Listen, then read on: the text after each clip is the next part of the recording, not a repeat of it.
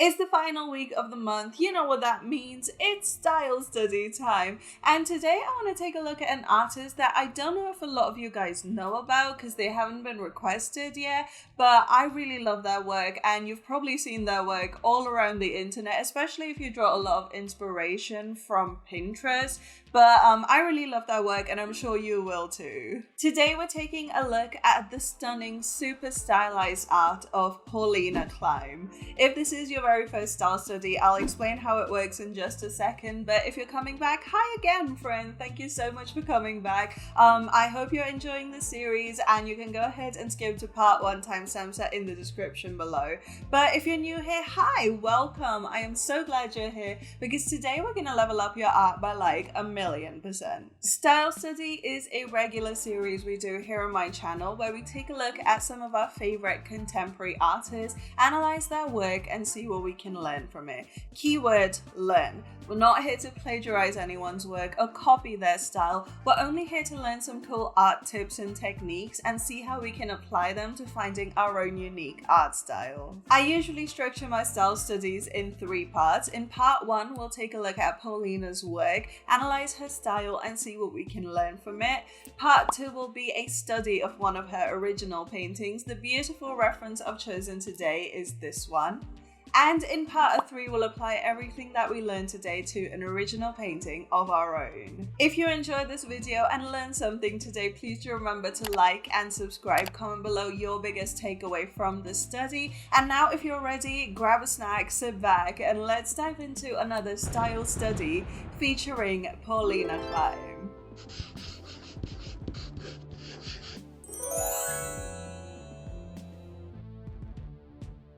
Paulina Klime is a 21-year-old digital artist from Poland, though she currently lives in Spain. According to her Instagram bio, she is self-taught, which we have a soft spot for here on this channel, and she is currently in university for art history. She's best known for her character art, which is somehow stylized but also appears realistic at the same time, and that is an effect that I'm really excited to dive into today. Her beautiful art has garnered her over 146,000 followers on Instagram and over 24,000 followers on TikTok, at least according to Social Blade.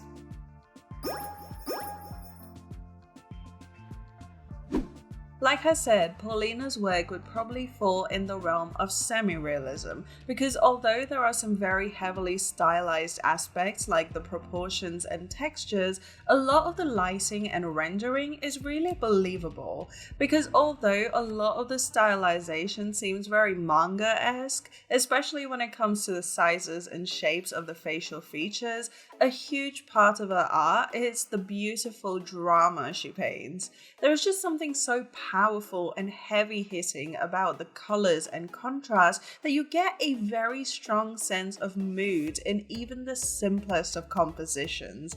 In that sense, Paulina is definitely an emotionalist. Speaking of lists, here are 4 key characteristics to Paulina's art.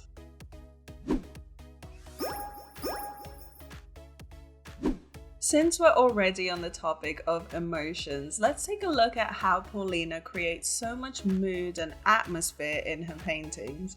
The first and most obvious way is through the lighting, but the beauty of it all is that she generally sticks to only 1 or 2 light sources.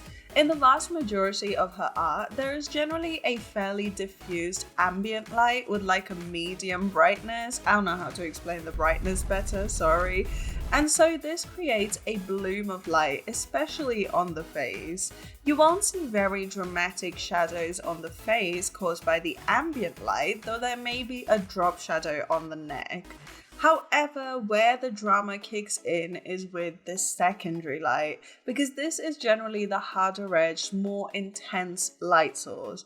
And so, as you can guess, this is the one that generally casts the more dramatic shadows. Or does it? Well, if we look a little closer, we start to see that actually the secondary light doesn't inherently cast shadows all the time. Sure, you might have drop shadows like from some leaves over here, but the secondary light doesn't usually create occlusion shadows. Instead, what it does is cast very hard-edged spots of direct light onto the character, and because the ambient light isn't nearly as bright, the rest of the face ends up looking significantly darker. This was definitely a mind-blowing discovery for me because I tend to try and create the drama by darkening the shadow. Never even occurred to me to try and brighten the direct light instead. So clever! With the colors, you'll see a similar use of simplicity because with the vast majority of her work, there is either a warm light and cool shadows or a cool light and warm shadows. So here, as you can clearly tell, there is a warm yellow light and a cool electric blue shadow. Here, on the other hand, you'll see a cool blue light and a warm orangey shadow. But what I really love is this band of a saturated in-between tone where the highlights transition into shadow. You can especially see this effect in her sketches where Paulina colors in some subtle values, and despite there being no real rendering in there, there's almost always a band of saturated color right at the hard edge between the shadow and the direct light. Isn't that just the most beautiful effect? Just so pretty.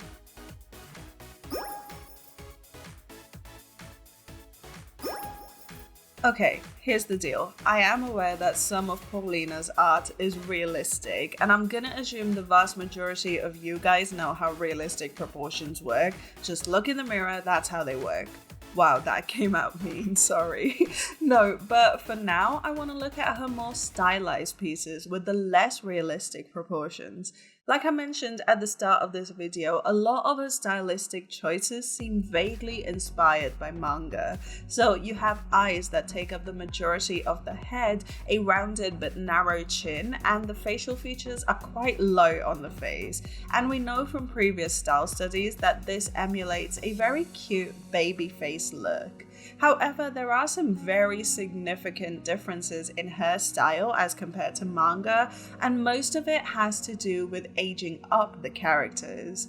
First and foremost, the eyes are large, but they're not super rounded like you'd see in manga. In fact, the eyes are very significantly pointy on both the inner and outer corners, and are almost always angled down in the center to try and create the very sharp vixen-y look.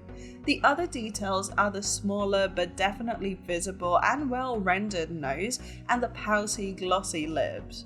The nose specifically is quite pointy and angular, and the lips in most feminine characters tend to be colored a red or a pink in some way.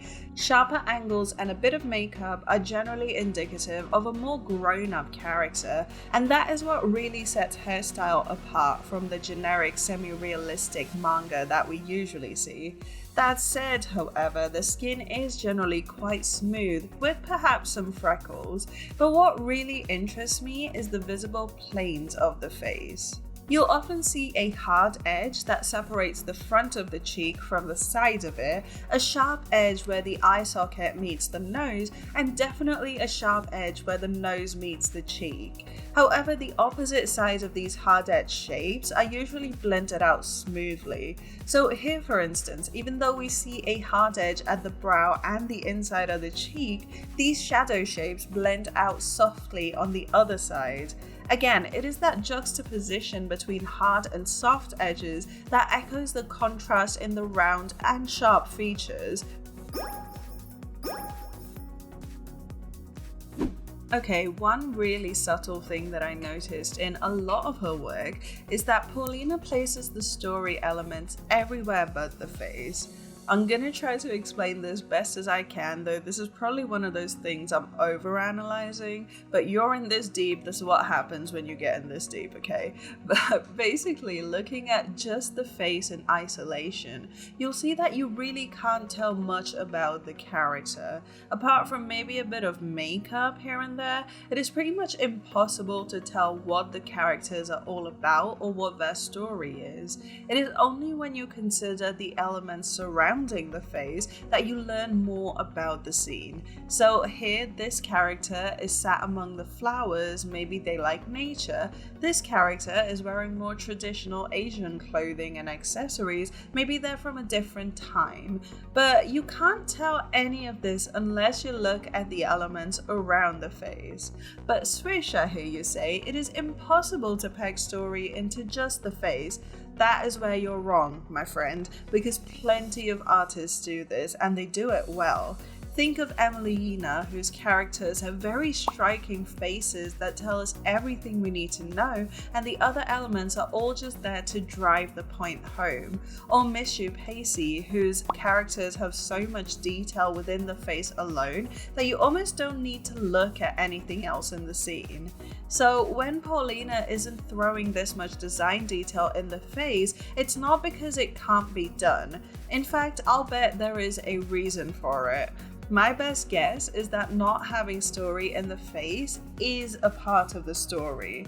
Perhaps it is to show that the character is pretty detached from the scene, almost like the world around them is kind of just that, around them. It is not part of them and they are not part of it.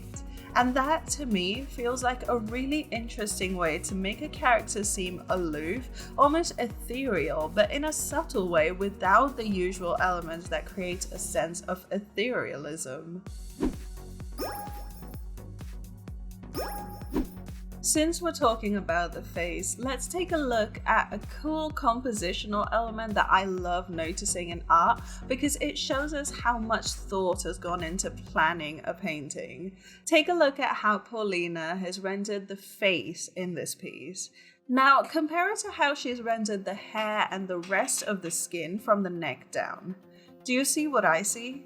The face is rendered to be really realistic with lots of blending, lots of smooth versus hard edges, color variation, even some lovely detailed freckles. Now look at the hair. Some detail right around the face, but as you go further up or down, the rendering becomes a lot less detailed, a lot more abstract.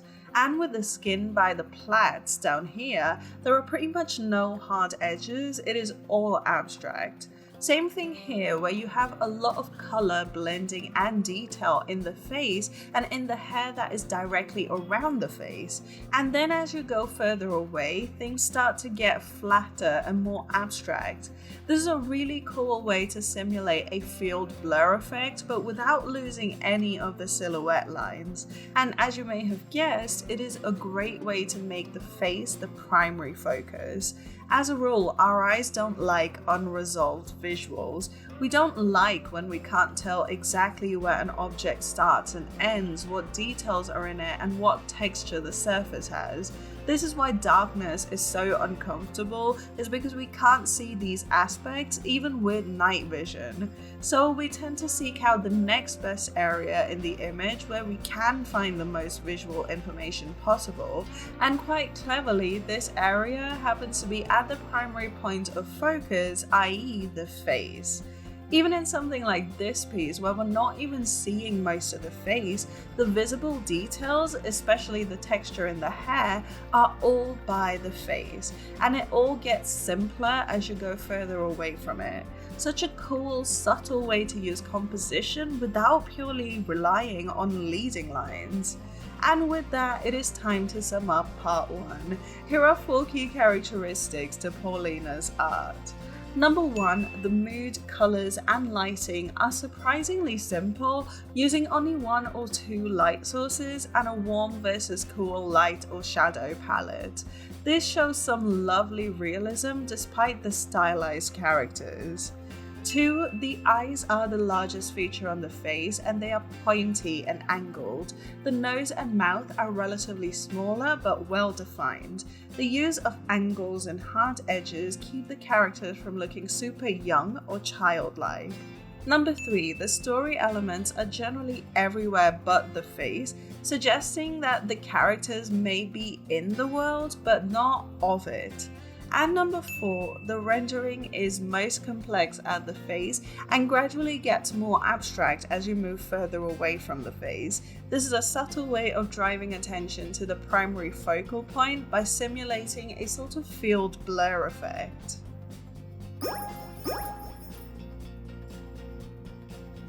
For our study today, this is the beautiful reference that I've chosen. It is technically a sketch, but I wanted to really emphasize to us all just how important the color and light are in Paulina's work, even in something as seemingly simple as a sketch. In terms of the proportions, I'd say this reference is more on the side of realism, especially because the eyes aren't super large like in her more stylized work. However, I actually started by putting down the main shapes of the hair. Why? Because all of those curls actually serve as a great place marker for each of the facial features, which, by the way, is a really good tip when it comes to doing a study or trying to achieve likeness. Try to find place markers that help you put the eyes, nose, and mouth in the right places, and you'll have really good likeness really easily. It was actually super fun to play around with some hatching to show shadow. That is not a technique that I use at all, let alone in my sketches, but it is a super quick, minimal, and visually pleasing way to indicate the lighting setup. I readjusted the placement of the eyes to better match the reference, and it was then time to ink. Yeah, I also chose this type of reference to study because it is even more inking practice, which has been the theme on this channel this entire month. I noticed that Paulina used blue lines in her sketch, and although chances are that she painted the lines blue later on, I actually just cut out the middleman and went straight in with the blue. I actually set the brush to multiply just so it gave us a darker color where things overlap, which I feel emulated the ball pen drawing effect really nicely. But yeah, this step was mostly just me going around the piece, deciding which lines to keep, where we need hatching, and interestingly, where to just block in the shadow. I think the colored areas of shadow are placed only in spots of ambient occlusion, so between the area underneath the jaw and the hair, or where the hair drapes over the shoulders, but the hatching seems to be placed where the form shadows are, so where the jaw rounds away from the light or the little dips at the collarbones. And then finally, it was time to color the piece. I started by trying to color match the bluest shadow tone and then go up from there. I really love the lighting here, and I especially love how the shadowy colors make it look like this piece was drawn on toned paper. The warm versus cool effect is subtle, but you'll see that the shadows are much cooler than the relatively desaturated midtones and highlights. I may also have oversaturated everything, but I got a little carried away by the redness where the edges of the highlights are. It is such a pretty effect, and man, I really want to make that stand out. All in all, this piece may just have put me on to showing more lighting details from the very beginning of the sketching process, but what do you guys think of the finished study?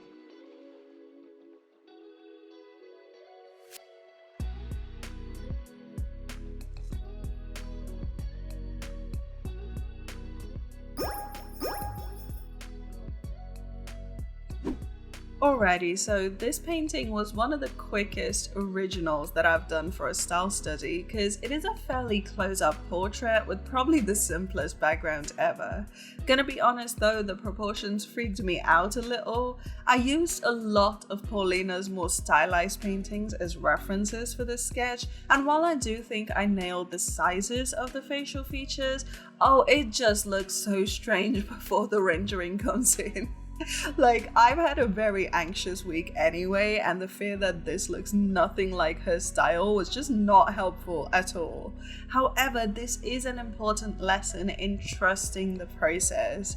I did a second, more refined sketch layer, and now it actually started to look like a person.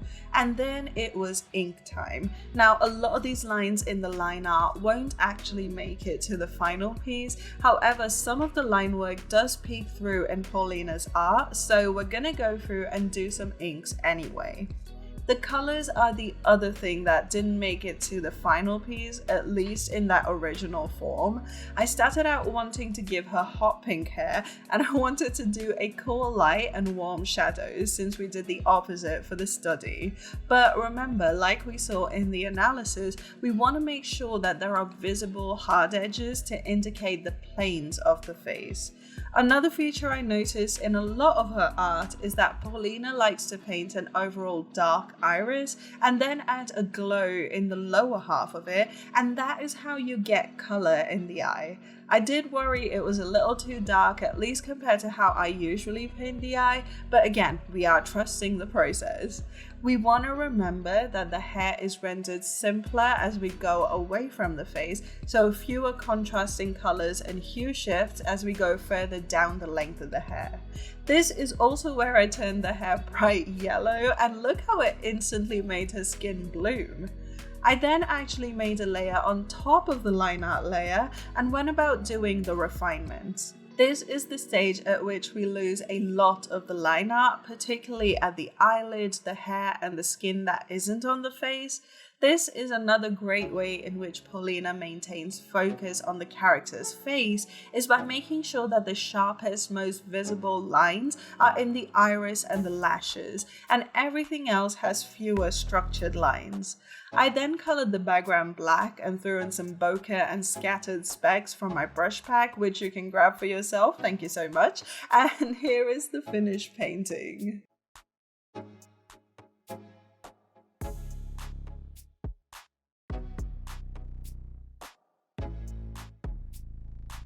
So there we have it, Paulina Klime demystified. Like I said, you guys, her work is absolutely gorgeous and there's so much you'll learn from her style and so much inspiration to be had. So make sure you go check her out. I'll leave links to her work down in the description below. Make sure you go show her some love for me. And if you enjoyed this video, make sure to show it some love as well by dropping me a big thumbs up and subscribe.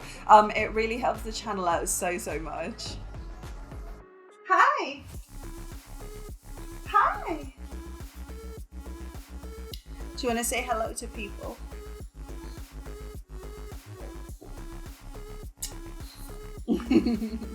Quick reminder that my brush pack with over 60 custom brushes that I made from scratch is now available on Patreon and Gumroad. You can grab a little coupon for a little discount on my Gumroad shop in my Discord server. So I'll leave a link to my server down below, and thank you so much for supporting the channel. Also, if there are any other artists you'd like to see a style study on, then make sure you first check out the playlist. I'll leave it down here. I've done loads of these, and chances are I've covered some of your favorites on the series already, so check that out. I'll leave it here in the outro, but in case I haven't, feel free to leave a comment below letting me know which artists you'd like to see a style study on in the future, or better yet, come tell me in the Discord server so it doesn't get lost in the comments. But that's about all I have to say today, so thank you guys so much for hanging out with me. I really hope you've enjoyed it as much as I have. Check out some more style studies down here, and I'll see you guys on the next one. Bye!